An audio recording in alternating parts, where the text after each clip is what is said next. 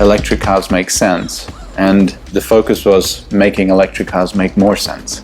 If it's a 2-ton electric car with a 1.5 ton or ton battery, the battery's primary job is moving itself around, as opposed to moving the human around. The reason why it's a 2-seater with one person in front of the other, that's because we found studies showing that the average commute has 1.2 people. So we thought that that makes sense, like having one primary centrally positioned driver that gets most of the attention and gets a nice sort of space to work in. It's very exciting to see how everything developed from the very beginning, when we had just an idea in a completely unrelated Skype call that I met Lewis. I was in Portugal, he was here in Sweden, and I showed him some of my designs, and everything started developing from there.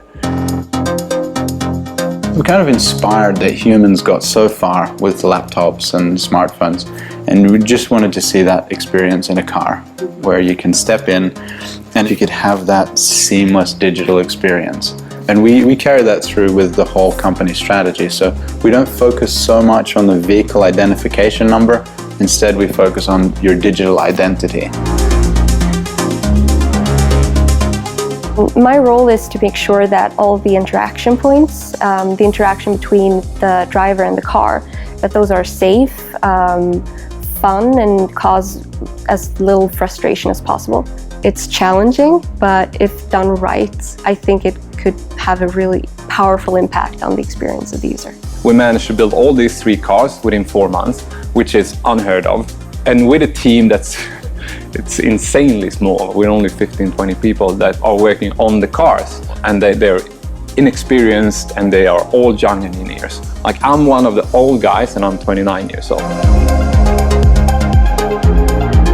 Usage patterns are different, demands are different, ownership models are changing.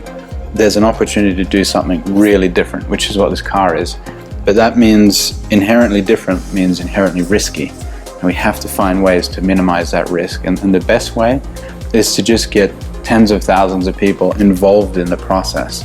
So that's, for example, why we do crowdfunding. And in the process of designing this, we started with virtual reality. So very primitive, and we just got thousands of people in there to develop the interfaces and see what their reactions were, and build that right up into launching the evaluation prototype. It's one thing for people to help design a cool car that they all love, but will they make a long-term financial commitment to the product and the company? So that's why we went into MediaMarkt and got online to see, will people put money down and wait for 2 years for a car? Like, do they really want to buy it? That had great results. I mean, in the short test, we did 2,500 orders. What we had to do in the beginning was support the design team, so make sure that what they designed meets the requirements of the customer, but also is physically possible to manufacture, basically. Then when they had the mesh model done of the vehicle, all the physical specifications were basically on paper, and we could start applying them.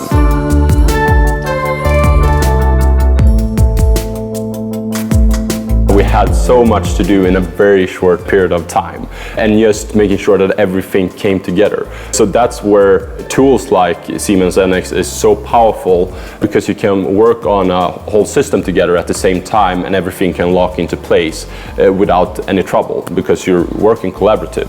So now we've basically created the concept of the vehicle. Now it's time to start developing all the systems and all the components for the production vehicle. We can basically build a twin of our vehicle for production. We want to use the strengths of the Siemens suite and do all simulation within Siemens, because then you can connect that to any change you do. You can basically update your simulations on the go. Then when we go into production, we want to create a production twin of the vehicle and a production twin of the factory, and then use data when we actually use the vehicle. We can see if something breaks or you have an issue with something. You can track where does that come from within the production, and then improve the twin, but also improve the reality. The Siemens PLM system is like a whole universe. Imagine how much more lean you can make global production if you have a mother factory and then small satellite factories that are all set up in a digital form first, and you can do cost modeling and check out logistics and simulate everything before you actually do it. And the main reason why we wanted to go with Siemens for this was because, sure, you have MindSphere and you have all this data acquisition backend, but that sort of database and that whole sort of digital backend that Siemens has is also connected to the energy grid globally and the roads globally and the cities globally. It's not just the data we create, it's the net data created by humans that we get to be a part of.